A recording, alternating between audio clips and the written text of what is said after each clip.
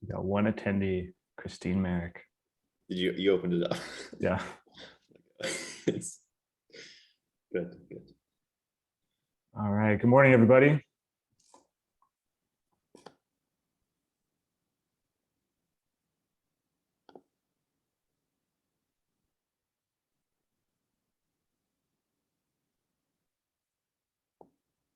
I don't think there's gonna be too many people joining, so I'm gonna let everybody talk here. Oh, hi. Hey, Christine. Looking good, guys. Hi, guys. Hey, everyone. Hello. Let me give it a minute or two before we get started here.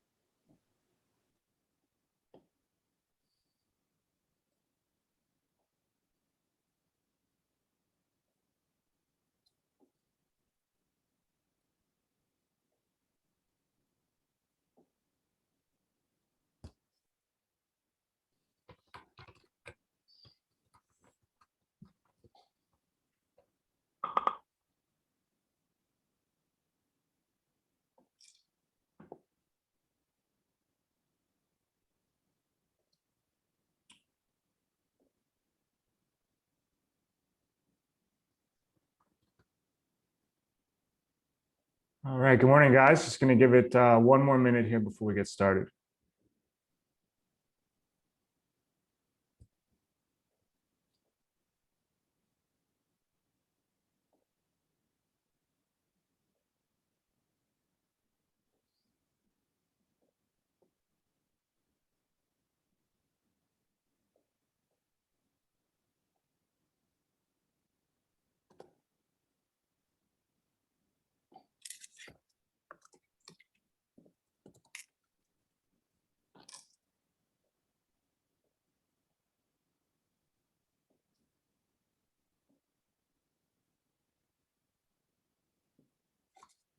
All right, just gonna give it a couple more seconds here before we start.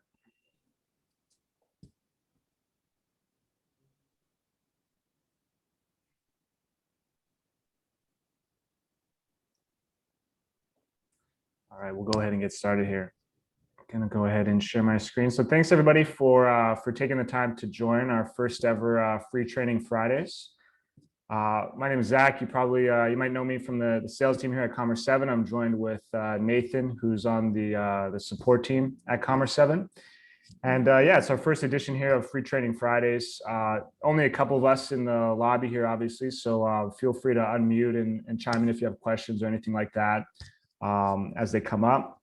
The purpose of the session here today, and this is going to become a kind of a repeat session, but there's really kind of two purposes behind what we're doing here today. So one is we want to have an opportunity to kind of spotlight different features and different integrations that we're really excited about to you guys, and kind of walk you through them in a more kind of personal setting here, one-on-one in a bit more detail.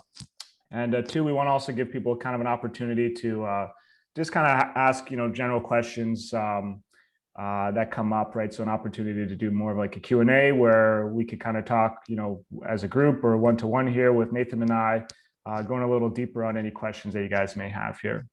The agenda for today, I'm going to start off with a little bit of a preface, just kind of talking about the day and expectations and things like that.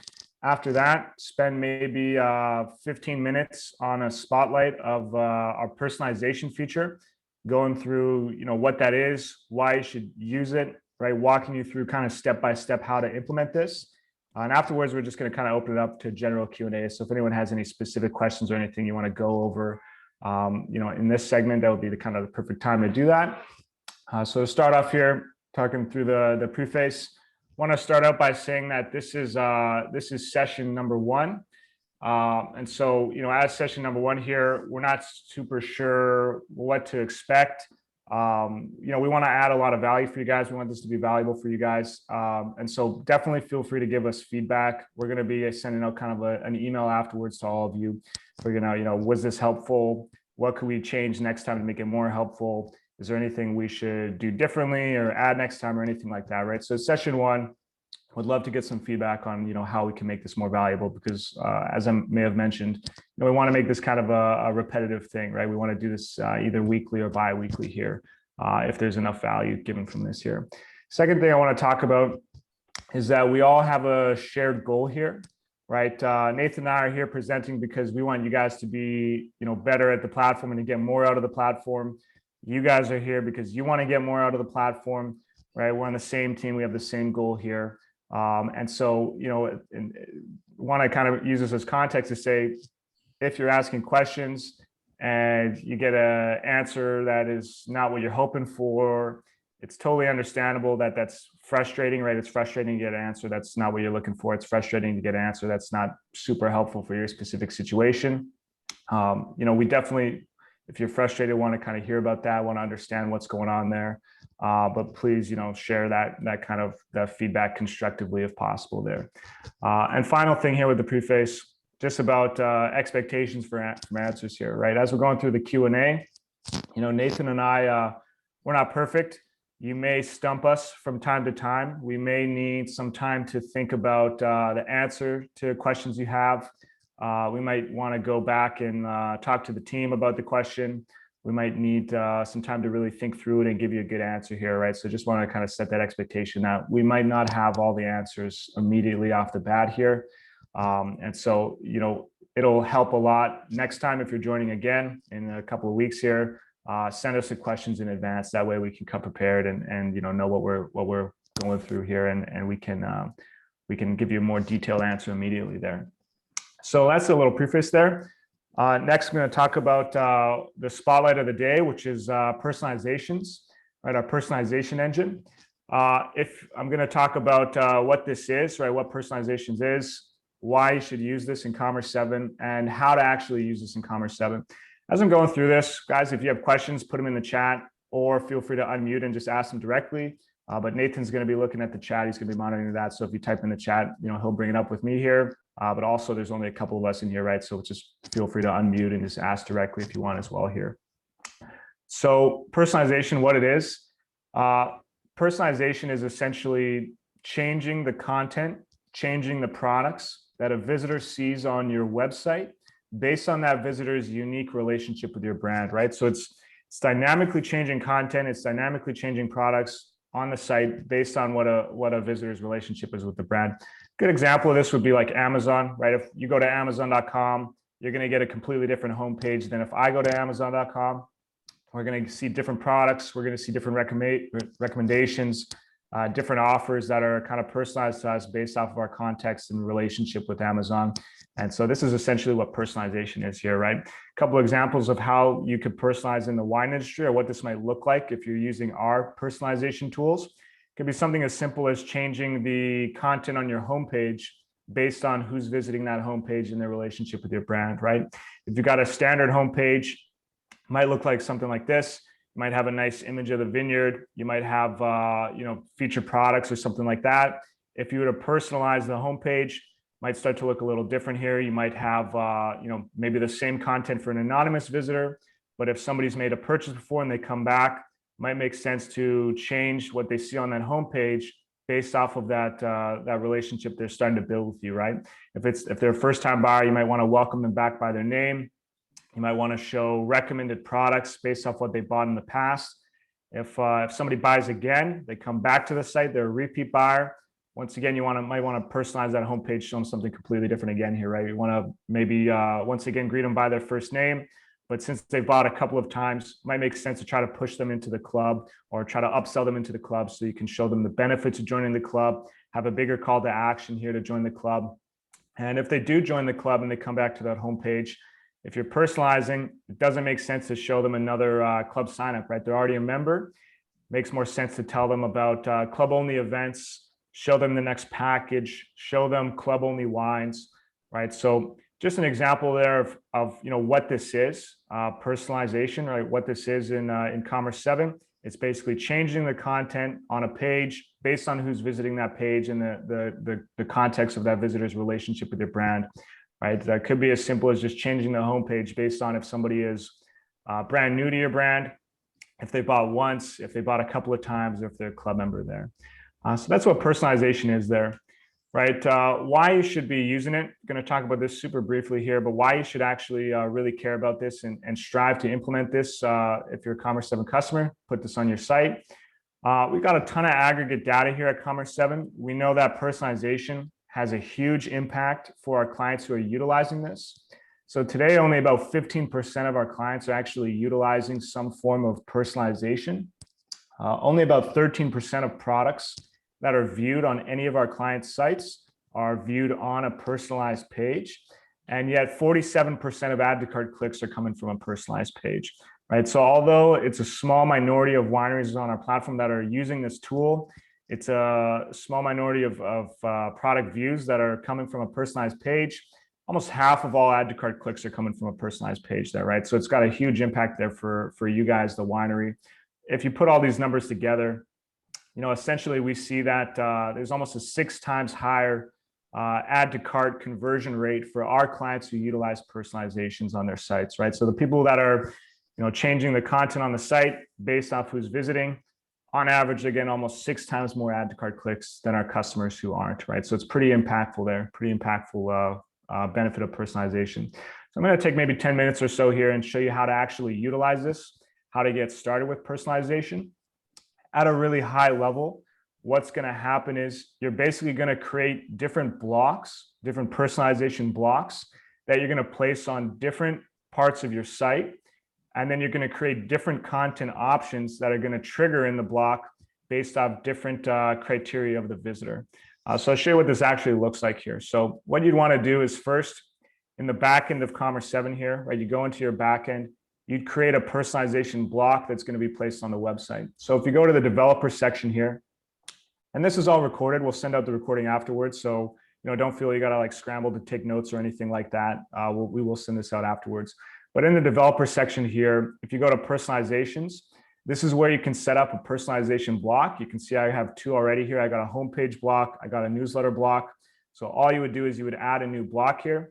Give it a title. Doesn't matter what the title is. This is internal facing only. So no customers will ever see this title. So maybe I want to call this homepage top here, right? I'm going to put this block at the top of my homepage there.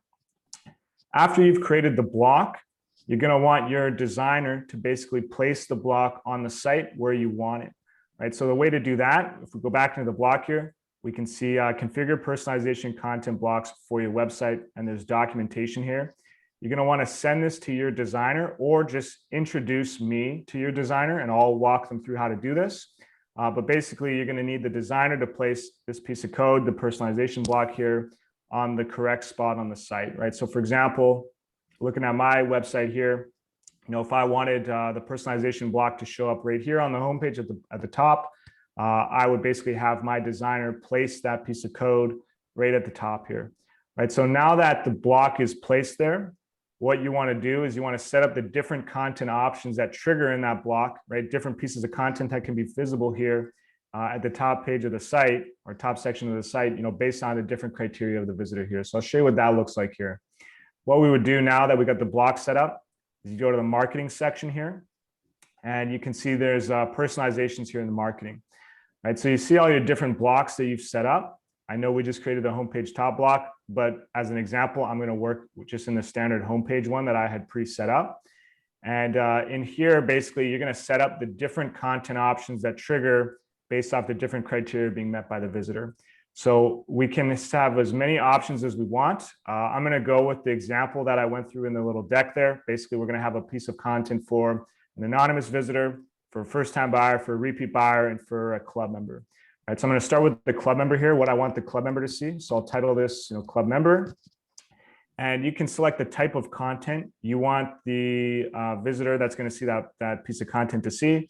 So we can have general content. This would be like text, links, images, things like that.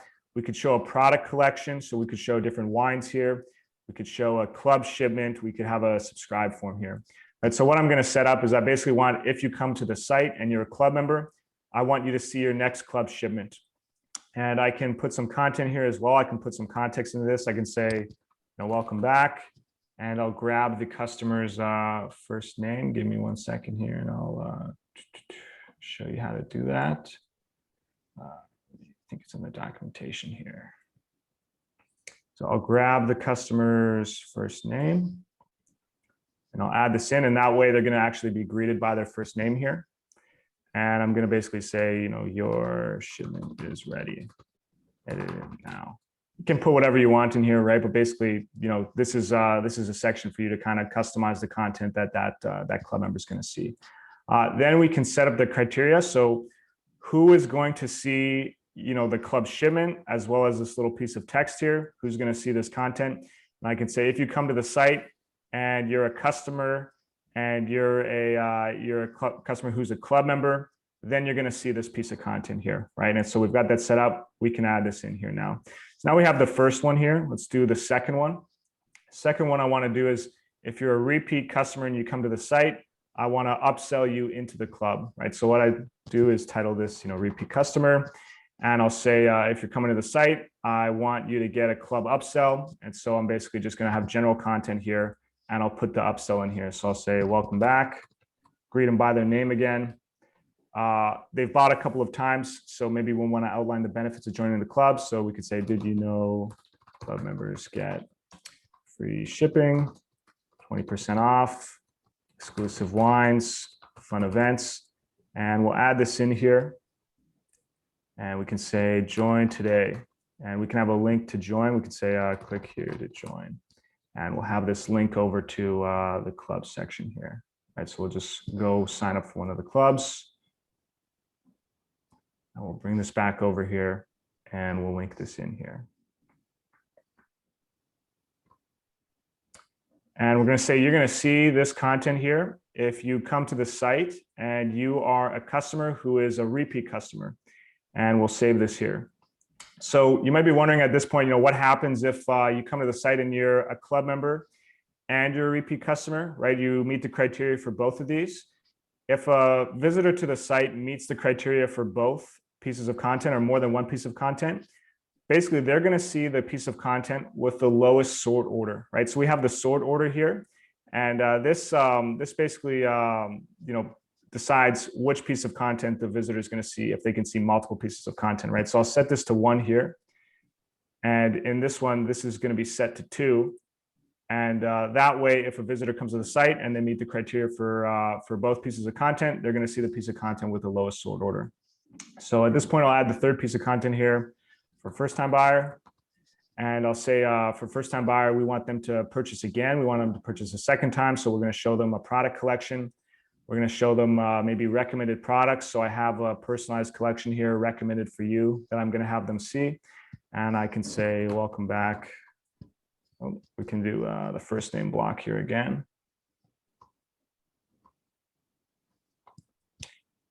And did you like your last wine? Then you'll love these personalized recommendations. And we're going to say who's going to see this piece of content, who's going to see the recommended products with this little text here. Anybody who is a first-time customer. And then we'll do the last one in here for anonymous buyers. And we're going to say, if you've never been to the site, it's your first time here, maybe we want to show you recommended products or about the winery or winery store or something like that. So we could do a product collection here. We could do, featured products.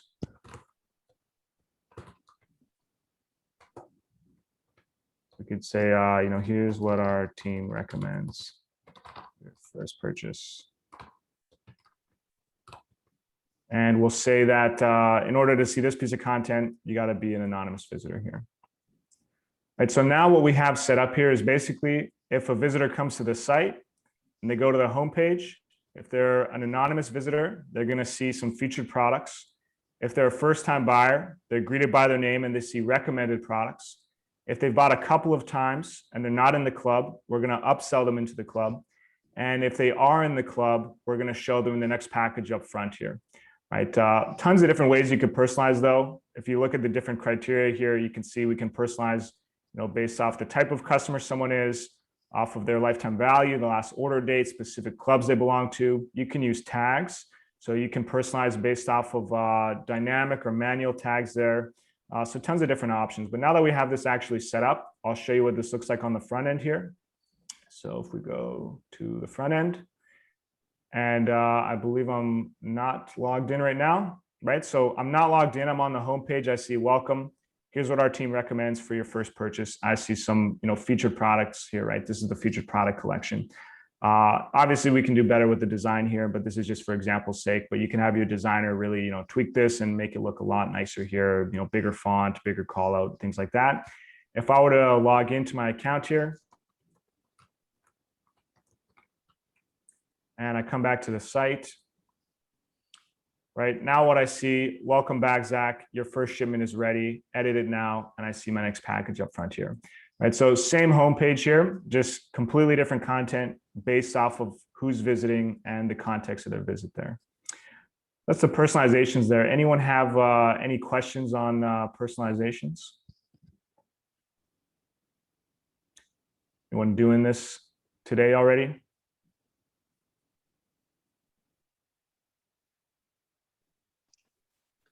I think I have a question regarding that. Yep. So where did you put it on a website now? Is it like your main page, landing page, or is it on like the wine shop? Where do you put the personalized? Yeah, that's a great question. So basically, you can put the personalization block that's going to show that different content. You can put that anywhere on your site, right? So for this example, I have it on my homepage at the top. If you wanted, you could have it on like a shop page here.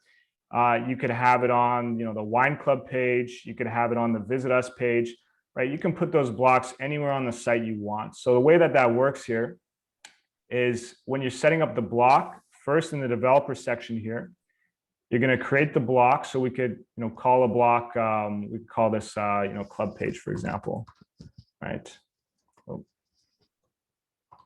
And after we create that block, you can go into here.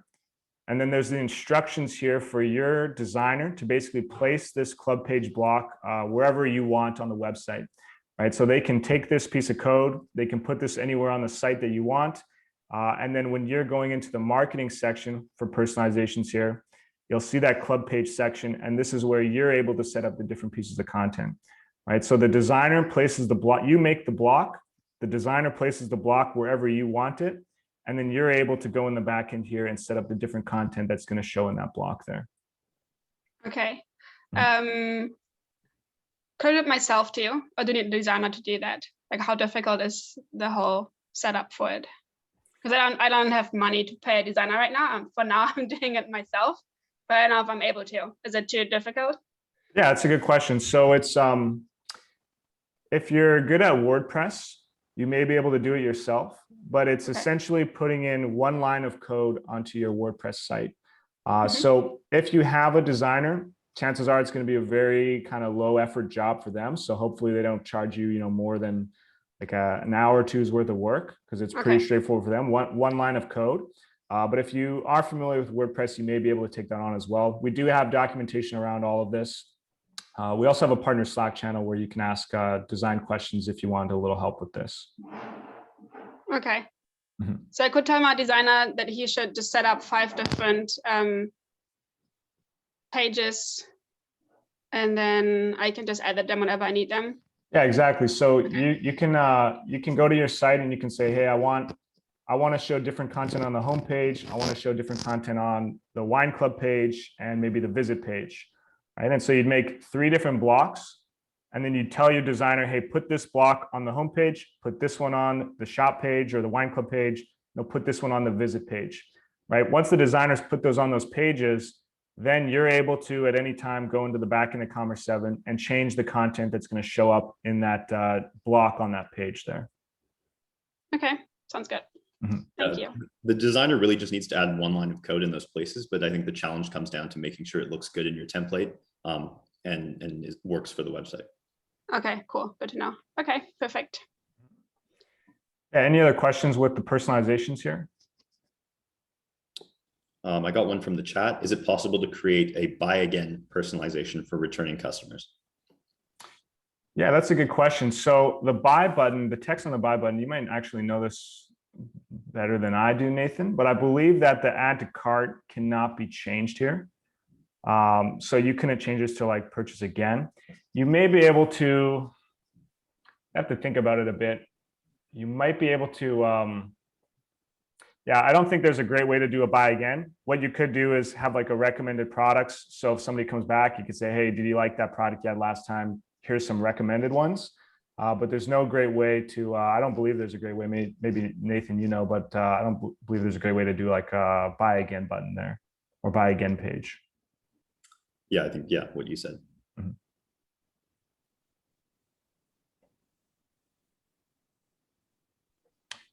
Personalization. Yeah, so yeah, Kenny, so there's no way to do that we're aware of. Any other questions with the personalizations?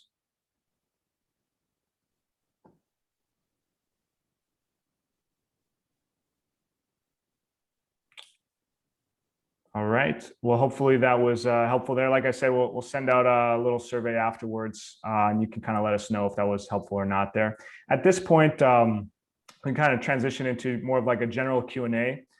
So we did have a form that you could have filled out if you had questions beforehand to kind of drop them in. We also emailed a number of people who had registered as early as Tuesday this week and earlier. Emailed you guys kind of asking if you had any questions you wanted us to go through. We've got about 6 responses from the form and from the questions. Sounded like people wanted to talk about queries a bit, as well as some club processing, inventory questions, things like that. If there's anything specifically that anybody would like us to cover at this point, if you have any specific questions, feel free to put them in the chat. Otherwise, we can just kind of start going through the questions that we got from the form and through email there. Yeah, I think Caitlin raised her hand. Caitlin, if you want to message the chat with your question or unmute yourself.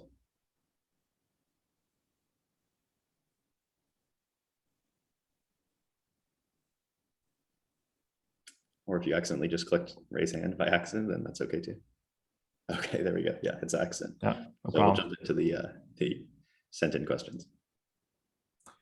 Cool. So let's talk about queries a bit. There's a couple questions about queries. If you're not familiar with queries, this is basically a really powerful list builder that we've got on Commerce7 here. So I'm going to jump into my other account actually to show this off here. So if you're looking for the way that queries can be used is it's in the marketing section here and queries. And so this is basically a really robust list builder. So if you're ever looking for a really specific list, maybe you want to know all the club members who have been a club member for 10 years and they've spent this much with you and they've taken this many orders, right? Or you want to know everybody who went to this event last year that is local and has bought from you in the past year. Maybe you want to know, everybody who is a club member that's never skipped a package, right? Things like this. This is kind of the use of the queries here, right? So really powerful lists. We had a couple of questions about people wanting to find out how they could see all their orders from club members versus non-club members.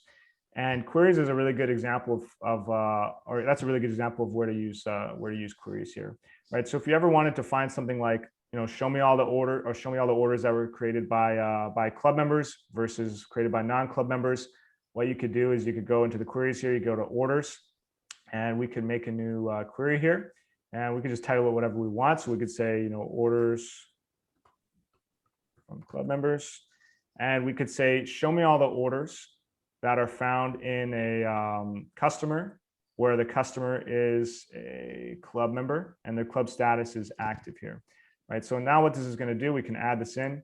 This is basically just going to pull a list of all the orders from club members or people who have an active club. If you wanted to segment this even further, maybe you want to say, hey, I want to see all the orders from club members that happen within a certain time frame.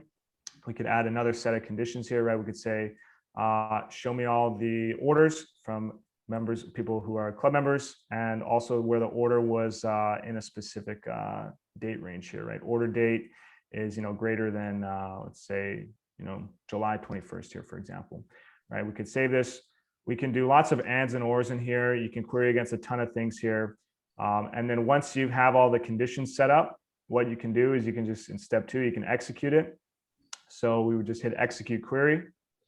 And this is going to automatically email you a copy of the results. because we're doing a query of orders, we can include the order items. What this is basically going to do is include, each individual order there. So we'll add this in, we'll execute the query.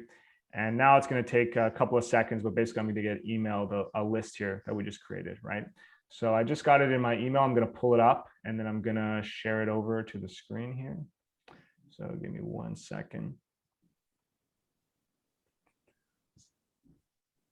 What I'll do is I'll share what came up here.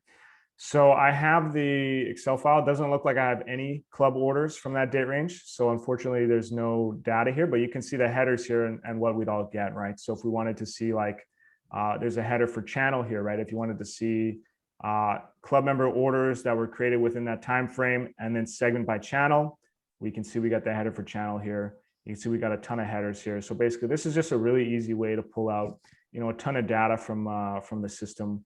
If you're looking for something really specific, you want to run a really specific list here, you can do that there.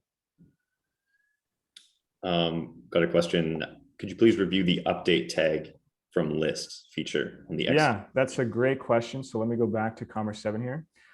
So the update tag. So this is pretty cool. So let's say we're gonna build an allocation group, and I wanted to say, show me all the customers that have spent 20,000 with us, that have 20 orders, that have been around since 2009. I don't know if anyone's going to meet that criteria there. Maybe let's edit this a little bit here so it's a little more realistic. $1,000, have 2 orders, and have let's remove this one here. All right, so now we're going to find all the customers that have spent over $1,000 that have over 2 orders here, and we can execute this.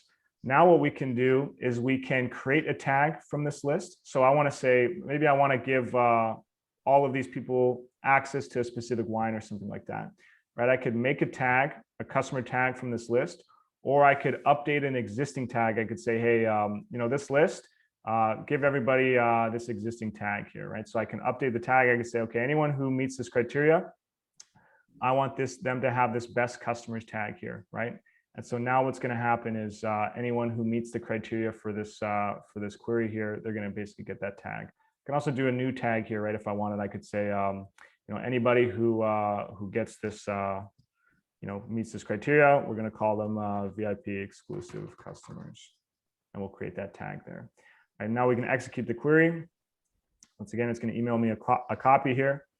But now if I go over to the CRM and I look at, if I pull myself up here, I should have this, this VIP customer tag here, or the exclusive one. I don't know where the exclusive one went. It should add in there. Might have to wait for the query to actually execute there.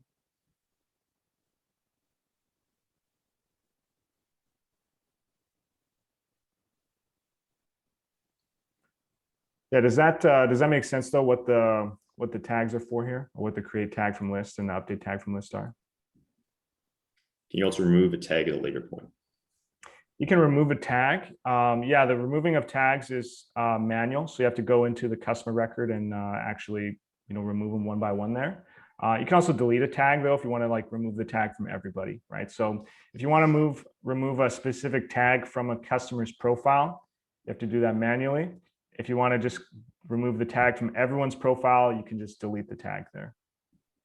Yeah, I think it's just also important to note that these tags are going to be manually added to customers. So if a new customer starts to meet these criteria, they're not going to automatically receive the tag. And then you need to come back here and you can add that tag to those new customers. Jennifer, let's see this work. Yeah. Let's see if it works here.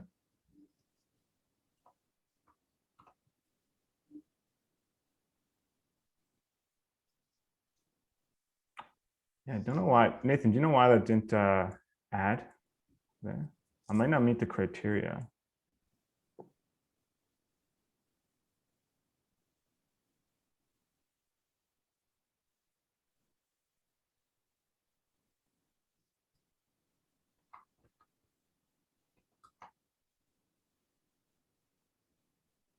It can sometimes take a couple minutes though to update across the platform.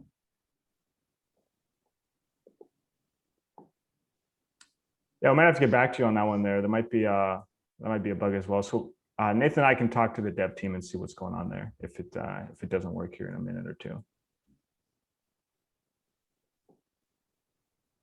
In the meantime, if you just maybe want to hop onto a CRM and just delete a tag and just show how that can be done. Sure, yeah, I'll show the deleting of tags here. So if we go to myself, and so we have all the manual tags here. So we can basically just X one of these off to remove the tag, right? So so there it worked here, right? Test tag October. This is the query we just ran. So basically anyone with 2 orders or more that's spent over $1,000 automatically gets this tag. And we can see I've got this tag here now. And with any of these tags, I can basically just X them off to remove them here. So we have manual tags here. We have dynamic tags. The difference between these two, a dynamic tag is a tag that's applied automatically based on a customer meeting preset criteria. So we could say anytime somebody spends over $1,000, they automatically get the LTV over $1,000 tag. Or anytime somebody buys a rosé, they automatically get, rosé lovers tag. Right? Then these manual tags, these are added manually by your team. And so this could be for things like, friends and family. I want to tag this as a friends and family member, or I want to tag Zach as like an industry member here, right? So the manual tags are applied manually. The dynamic tags are applied automatically. If you're wondering what these tags are actually for, so these tags, they serve a couple of purposes. One, they can be used for personalizations. So we saw the personalized content earlier. You can show different content based on if the visitor has a tag or not. So maybe we want to say anyone who comes to the website and has the rosé lovers tag, we're going to show them the rosé collection on the homepage. Right? These can also be used for discounts. You can say anyone with the industry or the veteran tag here, they automatically get a 10% off discount or something like that. These can be used for marketing automation.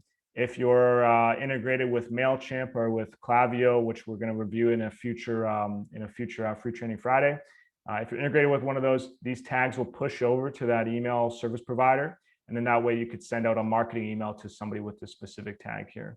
If you're building allocations, you can make an allocation secure to just somebody with a tag here.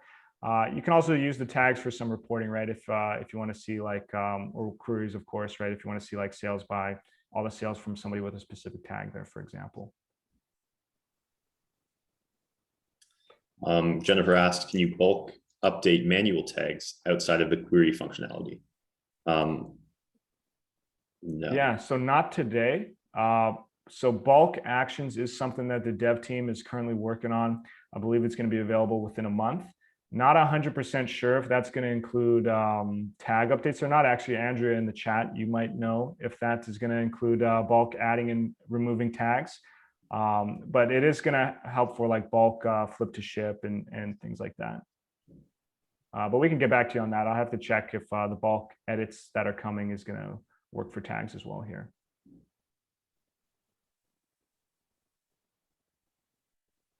Yeah, in settings tags as well, you can also create dynamic tags, which are maybe more effective for actively updating across your entire customer base. Yeah, so the updating a tag from the query, that's kind of a one-time thing, right? As Nathan said, if you want to have something kind of update automatically as you're doing business, if we go to the settings here and to our tags, when you're making a tag, you make customer, order, club member reservation tags. When we're making a tag here, right? This is where you decide if it's going to be a manual tag that you're manually applying to the customer record, or if it's a dynamic tag that's going to apply based off preset criteria. For example, anytime the customer's lifetime value is over $1,000, they automatically get that tag. You don't have to run the query each time and then tag people after running the query. You just set up this dynamic tag, and this just happens automatically in real time here. Next question, bulk print packing slips. Yeah, that's a good question. So there's a couple of options for packing slips. If you're self-fulfilling, so let me show you one of them here. We have a couple integrations that make self-fulfillment pretty easy. We have ShipIt, we have Shippo, and we have ShipStation. So ShipIt, this is really just for Australia, New Zealand clients.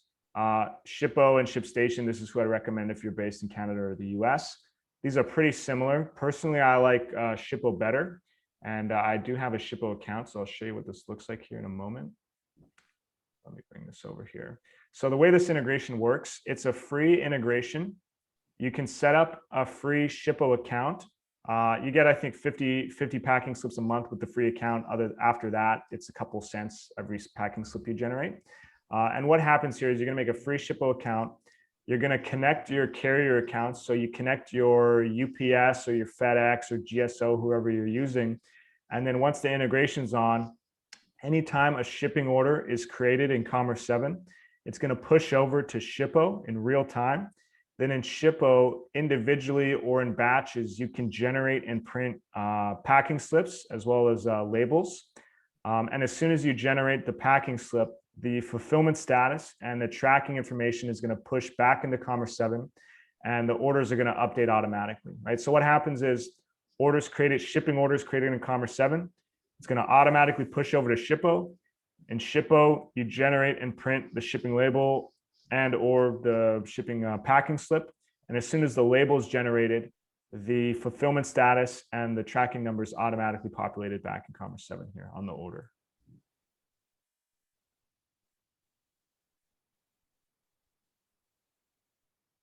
Can I answer your question there, Laura?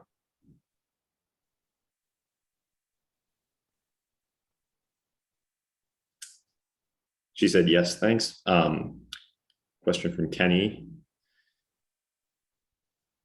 Will it someday be possible to use tags to help the system provide a more customized wine selection for each subscription club member? So sweet wine drinkers won't get dry wines in their selections, or could there be another way to do that in the near future? Yeah, it's a good question, Kenny. So I don't think that we're going to have that in the future, but we do have something similar already with the subscriptions and how the subscriptions work. So if you're not familiar with our subscriptions are very similar to a user choice club, except it takes the member's experience a little further in that it allows the member to control not only the products they're getting in their shipment, but also the frequency of the packages and the specific shipment dates of the packages. But then with the subscriptions, you also have the option of giving each member a unique curated default package based off their purchase history and purchase preferences.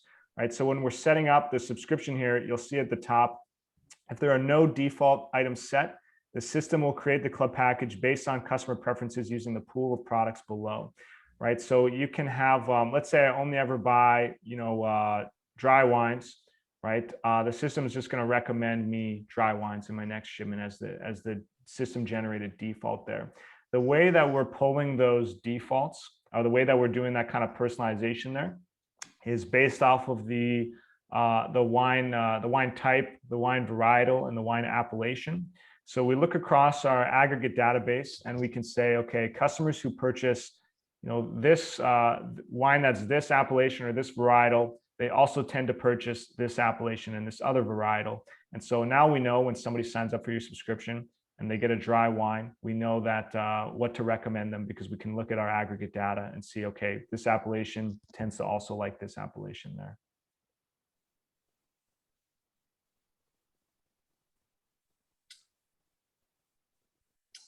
From Dave, if some of our packages are going out to UPS and some we ship, not supported by Shippo, how do we control what gets sent to Shippo and bifurcate the lists so the rest gets pushed to we ship? Yeah, unfortunately, there's not a great way to do that, Dave. So basically with Shippo, all your shipping orders are going to push over here, right, regardless of the state that they're shipping to. So it'd be kind of on you to basically know, if a specific one is not going to get sent out, from Shippo, you basically just ignore that in Shippo. Not a great solution, I understand, but yeah, unfortunately, that's kind of the only option at the moment. You could take a look at ShipStation. ShipStation may have we ship. I know they have. It's not a perfect overlap in terms of carriers that they both work with. So it might be worth looking into to ShipStation. They'll definitely have UPS, but they might have we ship as well there. Looks like you're doing this at pretty big scale. You might want to consider.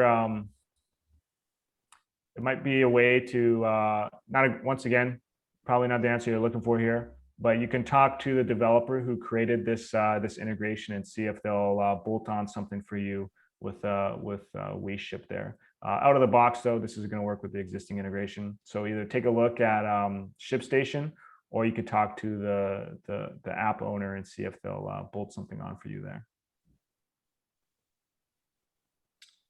A question from Laura about the bulk update features coming. In the future, if we can bulk update pickup orders to ship, will they then get pushed into Shippo? That's a good question. I would assume that would be the case. I'd have to talk with, once again, we could probably get back to you on this one because I can't give you a definite answer at the moment, but we'd have to talk to Pablo. But my guess would be yes, if you bulk update pickup to ship, the orders are now classified as ship orders. And so they should push over here, but I can talk to TreeFrog Digital and see if that's going to be the case. If it's not the case, I'm sure that they'll update it. They'll update the integration pretty quickly in order to accommodate that. Is it possible to get required inventory totals of SKUs for all upcoming subscription packages without having to manually check the inventory for each club separately? Yeah, I believe you sent this question in earlier to the form. Let me just double check my answer here. I don't believe that this is possible. So yeah, it sounds like we did recently build some query tools for club packages. I'll have to take a look here to see if we can do this. I don't think we can do this, but I think that this is, once again, this is something that that we're considering doing here. But let me take a look at the queries here.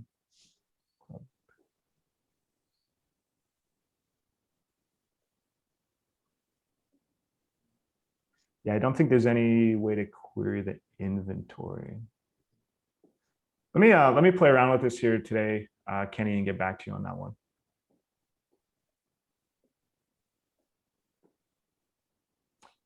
Any other questions today?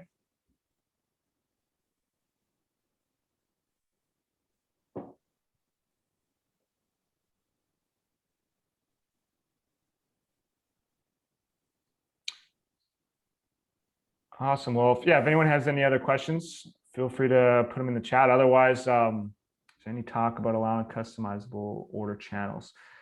That's not something that's going to change. So we do have order tags, which can be used if you're trying to just segment basically for like additional channels, or you want to get a little more nuanced. Tags is going to be the recommendation there. You can make dynamic order tags, or you can do manual tags there.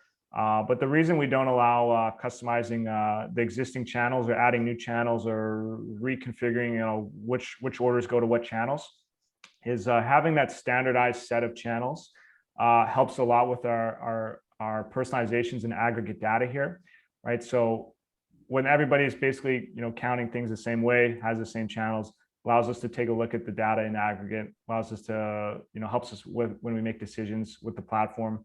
Helps us with the personalization engine, things like that. So that's the reason we don't allow customizable channels, but order tags might be a good option there for that. Brandon, yeah, last time you looked, they didn't have adult signature required automatically. This has been updated.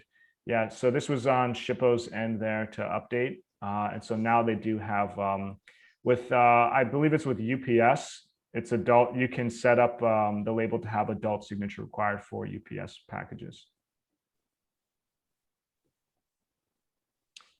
Go over the inventory management reports. Yes, let's talk about the inventory here at a high level. So first, with the inventory, you can have multiple inventory locations. Every SKU and every location has 3 subcategories of inventory here. So you have available for sale, reserve, and allocated. Available for sale, this is all the inventory you have on hand that's ready to be sold. Reserve is inventory you have on hand that's not to be sold. It's set aside for whatever reason, maybe an upcoming event, upcoming club run, something like that. Allocated is inventory on hand that has already been sold and is waiting to be fulfilled, waiting to be shipped out or picked up.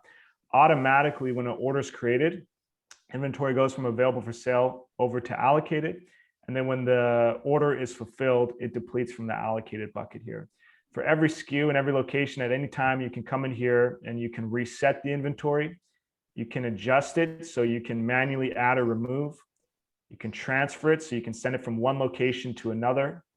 You can turn the inventory off. You can set the policy for when you sell out. Do you want to take back orders and go negative? Do you want to have a don't sell policy, in which case you don't go negative?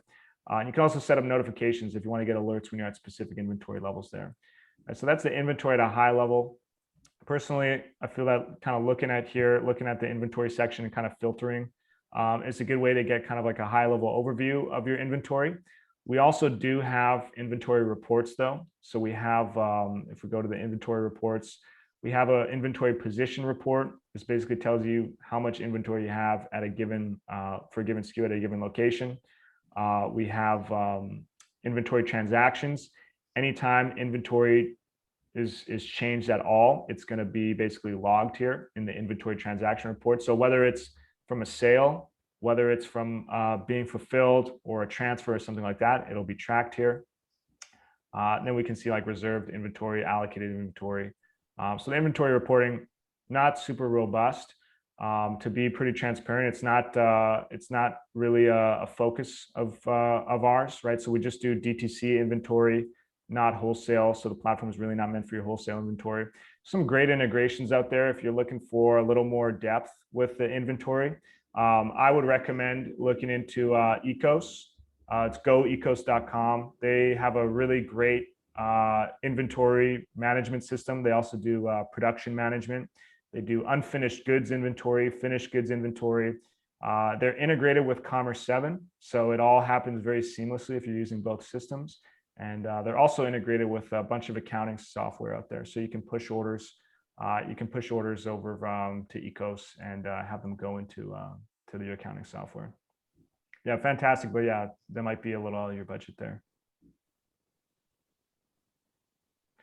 Why do bundles not pull from the products that are in the bundles when they're sold? They should. If that's not happening, then that's a bug. But when a bundle is sold, inventory should be depleted from the sub SKUs, not the bundle SKU. So if the bundle has 3 rosés in it, 3 rosés should be depleted from inventory anytime that bundle is sold. So if that's not happening, let us know, because then that's a bug there. Can you please do a quick overview of the loyalty features? Yeah, definitely. So if we go over to settings here, I believe the loyalty is in the settings. Yeah, loyalty tiers here. So you can set up different tiers, different loyalty tiers. We can set one up here. We'll call this, diamond tier. For any loyalty tier, right now, the only qualification to join is basically a lifetime value threshold. So we could say once somebody spends, $2,500 with us, they meet the threshold to be in the diamond loyalty tier, right? Then what you can do is you can say, what's the earn rate? So for every dollar they spend, how many points do they get? So we could say every dollar you spend, you're going to get 10 points. You can have the redemption rate. So what's the monetary value for the consumer for a given point? You say that, points worth 1 cent, for example, and a redemption limit percentage. So if you want to say, only half of your order can be paid for with a loyalty point, or we could say, 100% of the order can be paid with a loyalty point. We can set that up here. Do you get points on taxes? Do you get points on shipping? Right? You can decide that all there. Once you've set this up, if we go over to a customer record here, myself, for example, you can see if they're in a loyalty tier, you're going to have this loyalty tab on the side here, and we can manually add or remove points. I believe on the back end, you can pay with loyalty points. Nathan, do you know if you can pay for an order in the admin with loyalty points? I forget, but we can follow up as well. Yeah, let's take a look here. I don't think that, I believe there's no way for them. So the loyalty, to be pretty transparent here, it's kind of half built at the moment. I don't believe that it's on the checkout yet, but that is coming in the near future. So yeah, it's kind of a bit of a work in progress there, but I can get back to you on kind of what's going on with the loyalty there. Yeah, Brandon, I think you're correct there. So the bundle, I know there is issues with bundles and how it works with departments. So like a bundled sale, I don't think shows up in the sales by department report.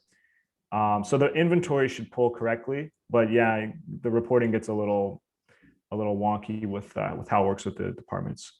When will the loyalty app launch? I can get back to you on that. I think we're hoping for Q1. but let me get back to you on that one there. Any plan to make it possible to assign collections to subscriptions and only allow members to add items that are in stock, as opposed to having to manually add items from every individual club manually? I'll have to look into that, Kenny. So the subscriptions are fairly new. They're not too new. They're about a year old, but not too many people are using them today. So feedback like this is honestly super helpful, Kenny. So if you want to, I know that I believe you're using subscriptions pretty heavily. I could be wrong there. But any recommendations you have for the subscriptions, send them to myself and Andrew there.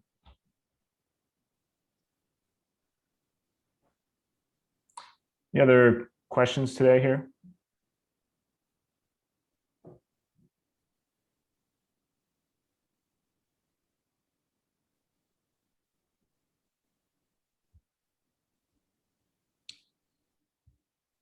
Awesome. Well, hopefully, yeah, no problem, Laura. Appreciate it. Hopefully that was helpful. Like I said, it's our first time doing this. We want to provide you guys with as much value as possible here, and so your feedback is definitely appreciated. We're going to follow up with a survey for you guys to kind of let us know how we can, make this more valuable for the next time, as well as a separate form if you want to join next time and have specific questions be addressed or anything like that. Please feel free to send them over. I'm gonna stick around here and just kind of screenshot the chat so that we can make sure that we can follow up with you guys afterwards there. We will send also a recording of this video to you all, so you can kind of reference it there in the future there. Cody, yeah, I believe there's still plans to remove the on hold option. Yeah, Dave, I can follow up with those as well there. Awesome. Well, thanks everybody for taking the time to join and asking your questions and all that. Really appreciate you guys taking the time. We'll follow up with the survey. We'll follow up on some of these questions. And yeah, hopefully, hopefully we can start doing this on a weekly or bi-weekly basis. And so just let us know how we can help there. But thanks everybody for taking the time to join here. Yeah, thanks so much, everyone. Have a great day.